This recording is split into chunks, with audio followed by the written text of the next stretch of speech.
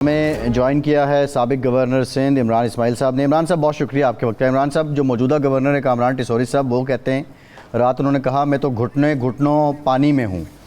लेकिन बुनियादी सवाल ये है, आप गवर्नर रहे हैं और बिलखुसूस कराची का ये जो निकासी है आपका मसला है या इस तरह के म्यूनसिपैलिटी के जो दीगर मसाइल हैं, खा वो कूड़ा करकट के हों, बुनियादी तौर पे इनके हल ना होने में रुकावट क्या है? क्या इस वक्त पीपल्स पार्टी की हुकूमत, जिनके पास पहली बार ये मेयरशिप आई है कराची की, सारा इल्ज़ाम उनको देना दुरुस्त है? देखिए, गवर्नर साहब के ऊपर तो मैं कमेंट नहीं करना चाहता क्योंकि वो तो मीडिया प्रेजेंस से ज़्यादा और कोई काम नहीं है। इस वक्त तो गवर्नर जाके गाड़ी को धक्का लगा रहे हो कि मैं घुटनों घुटनों पानी में हूँ, तो हुआ करें, क्या कर सकते हैं।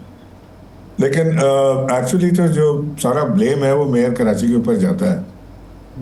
जब मुर्तज़ा वहाब मेयर बने थे तो मैंने उस वक्त ये सोचा कि हुआ तो ठीक नहीं है क्योंकि इलेक्शन तो ये नहीं जीत के आए, ये तो जोर जबरदस्ती पे हैं। लेकिन शायद कराची की किस्मत तब्दील हो जाए क्योंकि चीफ मिनिस्टर के मंजूर नज़र भी हैं, पीपल्स पार्टी के पुराने हैं, सेकंड जनरेशन पीपल्स पार्टी में है, फौजिया वहाब साहिबा के बेटे हैं, तो कराची के बेटे हैं। वैसे तो मैं चीफ मिनिस्टर को भी कराची का बेटा मानता हूँ, इसलिए कि वो पले बड़े कराची में, स्टैनफोर्ड के पढ़े हुए हैं, फिर आके कराची में उन्होंने बिजनेस अपना जॉब शुरू की, तो उनको भी कराची से लगा होगा।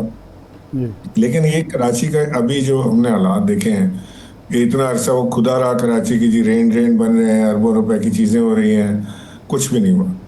और कराची उसी तरह एक यतीम, लागर, बीमार, एक लाचार उसकी तस्वीर पे बना रहा और लोग डूबते रहे, लोगों के अमलाक को नुकसान होता रहा, घरों के अंदर पानी आ गया, गाड़ियां डूब गई, करंट लगे, लोग मरे। वो सब उसी तरह हो रहा है जैसे हम आज से सदियों पहले देखते आए थे, कोई फर्क नहीं है। लिहाजा मैं अब इस नतीजे पर पहुंचा हूं कि ना मेयर साहब को कोई दिलचस्पी है कराची से और ना ही सीएम साहब कोई दिलचस्पी कराची में रखते हैं। शायद उसकी वजह यह है कि पीपल्स पार्टी कराची से इलेक्शन नहीं जीतती, यहाँ से वोट नहीं उनको मिलता, तो वो इस पर तवज्जो भी नहीं देते। रहते भी यही हैं, घर भी यही हैं, खानदान भी इधर है, बच्चे भी इधर ही हैं, सारा कुछ इधर है, लेकिन इस शहर से प्यार करने वाले हमें नजर नहीं आए। एमक्यूएम जो बड़ी दावेदार बनी हुई है कि जी वो कराची के इलेक्शन जीत कर आए, जिस तरह जीते ये भी हमसे सबने देखा, वो भी कहीं नहीं नजर आए, ना वो आवाज उठाते नजर आते हैं, ना कोई काम कराते नजर आते हैं। सो कराची एक बिल्कुल बेचारगी की तस्वीर है। एक ऐसी गाय है कि जिसको जिस दर के भी गोश्त की जरूरत होती है वहां से आके वो बोटी काट कर ले जाता है, और वो गाय बीमार रहती है, फिर वो सेहतयाब होती है, फिर इसका दूध पीते रहते हैं, फिर जब बोटी की जरूरत होती है फिर ले जाते हैं। इमरान इस्माइल साहब, 3.5 साल आपको भी मिले कराची दुरुस्त करने को, और आपके दौर में क्या ऐसी तब्दीली लाने की कोशिश की गई जिसके नताइज से अवाम मुस्तफ़ीद इसलिए नहीं हो सके कि आप चले गए और फिर उसके बाद पीपल्स पार्टी एमक्यूएम का दोबारा कब्ज़ा हो गया? या ये जो पीपल्स पार्टी वालों से बात की जाए तो वो कहते हैं जो 2020 में जितना नुकसान हुआ था, जितनी तबाही हुई थी, अब नहीं हुई, तो ये हमारी कारकर्दगी का नतीजा है। माशाल्लाह जी, माशाल्लाह, उनको फ़ख्र करना चाहिए। मेरा ख्याल है एक तमगा इम्तियाज़ इनको भी दे दें ऐसी बात पे कि जी पिछली बार कम लोग मरे थे, अब ज़्यादा, अब कम मरे हैं, पिछले ज़्यादा मरे थे, तो बहुत ज़बरदस्त कारकर्दगी है आपकी। क्योंकि तमगा इम्तियाज़ तो आजकल सभी को मिल रहे हैं। मैं हैरान था कि कुछ दोस्त रह गए, उनको क्यों नहीं मिले। मैं अभी उनकी नहीं, इमरान साहब ज़रा रियलिस्टिकली बात करें। अगर कराची में देखें, बारिश तो मामूल से ज़्यादा कराची में भी हुई है, हम इंतज़ामी फेलियर को भी ऑब्ज़र्व कर रहे हैं। लेकिन दूसरी जानिब हम KPK के सैलाब की बात करें तो आप समझते हैं कि वहाँ पे भी गंडापुर हुकूमत और बिलखुसूस 12 साल की PTI की जो कारकर्दगी है उसका पोल खुल गया है? देखिए, हम ये नहीं कर सकते कि हम एक तरफ इधर डंडा लेके पीपल्स पार्टी के पीछे चढ़े कि तुमने कराची में कुछ नहीं किया, और उधर जहाँ KP में हो तो वहाँ उनको बख्श देंगे आप। जाहिर है कि वहाँ की भी कुटाइयाँ और लतोलाल से काम लिया गया होगा, वहाँ पे भी वो काम नहीं हुए जो होने चाहिए थे, लेकिन वहाँ पे कुदरती आफत के तौर पे बारिश आई। कराची में तो यहाँ पे तो 4 इंच बारिश आती है तो डूब जाता है कराची। मैं तो इसकी बात कर रहा हूँ, उसके साथ कंपेयर आप इसलिए नहीं कर सकते कि वो क्लाउड बर्स्ट सिचुएशन थी वहाँ पे। कराची में तो क्लाउड बर्स्ट सिचुएशन नहीं है। वहाँ पे तो मैं अभी भी आपसे कह रहा हूँ कि मैं उनको बरी ज़िम्मा नहीं कर रहा इस काम से। उनको जिस तरह से रेस्क्यू ऑपरेशन करना चाहिए था या जिस तरह से उनको फोरकास्ट के ऊपर अमल करना चाहिए था, उन्होंने नहीं किया। लेकिन मैं तो अपने शहर का रोना रो रहा हूँ जी। हमारे शहर में क्या हो रहा है कि पाकिस्तान का सबसे बड़ा माशी हब है, उसके साथ क्या असर किया हुआ है। सड़कें आप यहाँ की देख लें, यहाँ के आप सोसाइटीज़ देख लें, यहाँ पे हर 3-4 किलोमीटर के बाद एक अथॉरिटी चेंज हो जाती है। 12-13 लोग कराची के ऊपर अथॉरिटी ज़्यादादारी रखते हैं।